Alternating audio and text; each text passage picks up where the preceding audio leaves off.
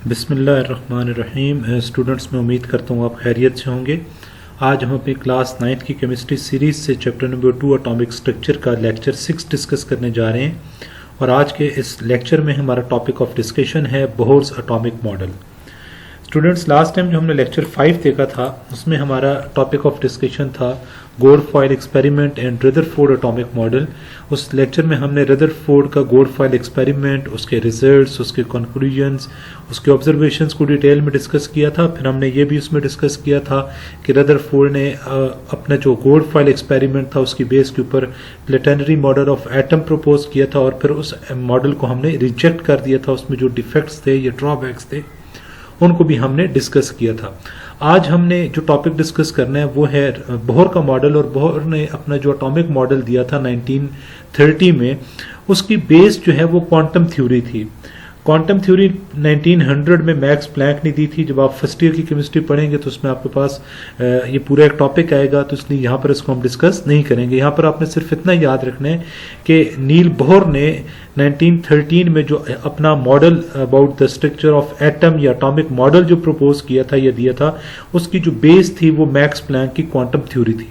और नील बोहर ने यह कहा था कि जो रिवॉल्विंग इलेक्ट्रॉन होता है, यानी न्यूक्लियस के गिर्द जो इलेक्ट्रॉन रिवॉल्व कर रहा है, तो वो ना तो रिवॉल्विंग इलेक्ट्रॉन ना एनर्जी रिलीज करता है ना एनर्जी एब्जॉर्ब करता है, यानी कॉन्टिन्यूसली ना एनर्जी रिलीज हो रही है ना कॉन्टिन्यूसली एनर्जी एब्जॉर्ब हो रही है। जबकि रदरफोर्ड में हमने ये पढ़ा था कि ये उसके डिफेक्ट्स में से एक था कि वो कहता है जब न्यूक्लियस के गिर्द इलेक्ट्रॉन रिवॉल्व करता है तो कॉन्टिन्यूसली एनर्जी इमिट करता है, एनर्जी रिलीज करता है। जबकि बोहर कह रहा है एटम के गिर्द जब कोई इलेक्ट्रॉन, एटम के अंदर न्यूक्लियस के गिर्द जब कोई इलेक्ट्रॉन रिवॉल्व करेगा तो ना एनर्जी कॉन्टिन्यूसली इमिट होगी ना कॉन्टिन्यूसली एब्जॉर्ब होगी। नील बोहर ने अपना जो एटॉमिक मॉडल प्रपोज किया था उसके लिए कुछ पोस्टुलेट्स उसने दिए थे, उनको हम वन बाय वन डिस्कस करते हैं। स्टूडेंट्स, पहला पोस्टुलेट ये था कि जो एटम होता है उसमें एक टाइनी न्यूक्लियस, एक छोटा सा न्यूक्लियस होता है जिसके गिर्द इलेक्ट्रॉन्स रिवॉल्व कर रहे होते हैं in one of the circular orbit. उसने कहा था एटम के गिर्द सर्कुलर ऑर्बिट होते हैं। नेक्स्ट स्लाइड में मैंने आपको ये दिखाया भी है, ये देख लें। ये उसने कहा है कि एटम के गिर्द, ये एटम के सेंटर में न्यूक्लियस है, टाइनी न्यूक्लियस, और इसके गिर्द यूं फिक्स्ड सर्कुलर पाथवेज हैं जिनके अंदर इलेक्ट्रॉन रिवॉल्व करता है। तो उसने कहा कि एटम के अंदर क्या है, एटम में न्यूक्लियस है और न्यूक्लियस के गिर्द सर्कुलर पाथवेज हैं जिनमें इलेक्ट्रॉन रिवॉल्व कर रहे हैं। कहता है energy of each orbit is quantized, यानी हर ऑर्बिट की जो एनर्जी है वो फिक्स्ड है, फिक्स्ड है, चेंज नहीं हो रही है, फिक्स्ड एनर्जी है।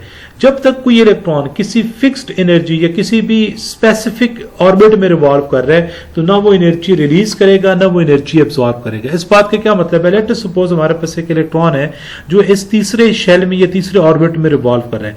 जब तक वो इलेक्ट्रॉन इस तीसरे ऑर्बिट में रिवॉल्व करेगा ना तो उसने एनर्जी इमिट करनी है ना एनर्जी एब्जॉर्ब करनी है। अगला पॉइंट जो है वो ये है कि जब इलेक्ट्रॉन लोअर एनर्जी से हायर एनर्जी वाले ऑर्बिट में जाएगा तो वो एनर्जी एब्जॉर्ब करेगा, और जब वो हायर एनर्जी से लोअर एनर्जी के ऑर्बिट में आएगा तो वो एनर्जी रिलीज करेगा। इस बात का क्या मतलब है, अगेन आए जी, इधर देखिए, हम कहते हैं लेट अस सपोज एक इलेक्ट्रॉन है जिसको मैं इधर शो कर देता हूं। ये जी एक इलेक्ट्रॉन है जो तीसरे शेल में, तीसरे ऑर्बिट में न्यूक्लियस के गिर्द रिवॉल्व कर रहे हैं। अब वो कहते हैं अगर ये इलेक्ट्रॉन तीसरे ऑर्बिट से जंप करके दूसरे में आएगा तो इस वक्त आपके पास एनर्जी रिलीज करेगा, और अगर ये तीसरे से जंप करके चौथे में जा रहा है तो उस सूरत में ये एनर्जी एब्जॉर्ब करेगा। यानी जब इलेक्ट्रॉन हाई एनर्जी वाले ऑर्बिट से लो एनर्जी वाले ऑर्बिट में आएगा तो एनर्जी रिलीज होगी, और जब इलेक्ट्रॉन लो एनर्जी से हाई एनर्जी वाले ऑर्बिट में जाएगा तो एनर्जी एब्जॉर्ब होगी। अब इसका मतलब क्या है, यूं भी हो सकता है कि इलेक्ट्रॉन पहले से दूसरे शेल में जा रहे हैं, एनर्जी एब्जॉर्ब होगी, दूसरे से तीसरे में जाएगा तब भी एनर्जी एब्जॉर्ब करेगा, तीसरे से चौथे में जाएगा तब भी एनर्जी एब्जॉर्ब करेगा। और इसी तरह अगर कोई इलेक्ट्रॉन है वो चौथे शेल में है, चौथे से तीसरे में आएगा तो एनर्जी रिलीज होगी, फिर तीसरे से दूसरे में जाना चाहता है तो भी एनर्जी रिलीज होगी, दूसरे से पहले में जाएगा तो भी एनर्जी रिलीज होगी। जहां पर भी लोअर एनर्जी से हायर एनर्जी में जाएगा एनर्जी एब्जॉर्ब होगी, और हायर एनर्जी से लोअर में आएगा तो एनर्जी रिलीज होगी।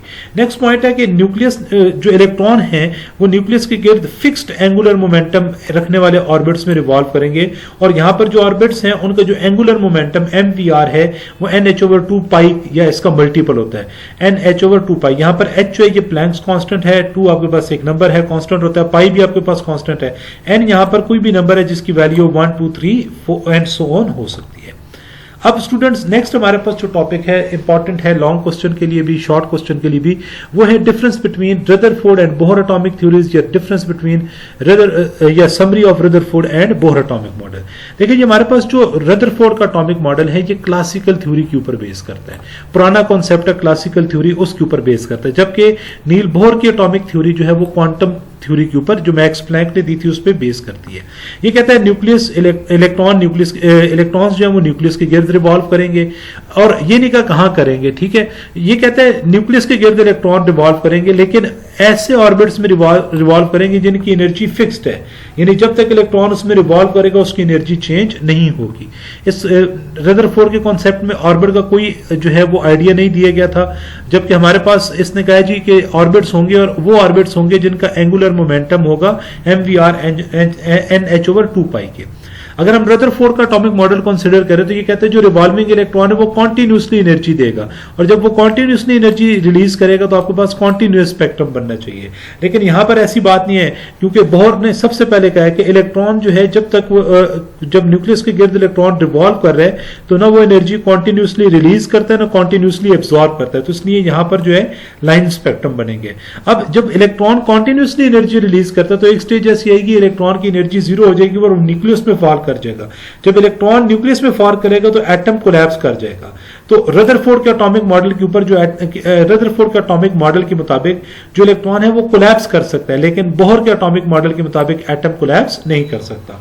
तो स्टूडेंट्स ये लॉन्ग क्वेश्चन में टॉपिक एज सच पूछा जाता है, what are the postulates of Rutherford atomic model, what is Rutherford atomic model, describe in detail.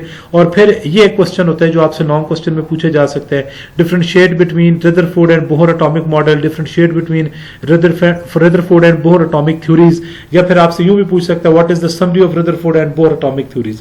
तो इस तरीके से ये सवाल आपसे पेपर में पूछा जा सकता है। मैं उम्मीद करता हूं आपको ये बातें समझ आई होंगी। किसी किस्म को क्वेश्चन हुआ तो उसे कमेंट में लिखिएगा, आपको जरूर आंसर मिलेगा। Thank you very much.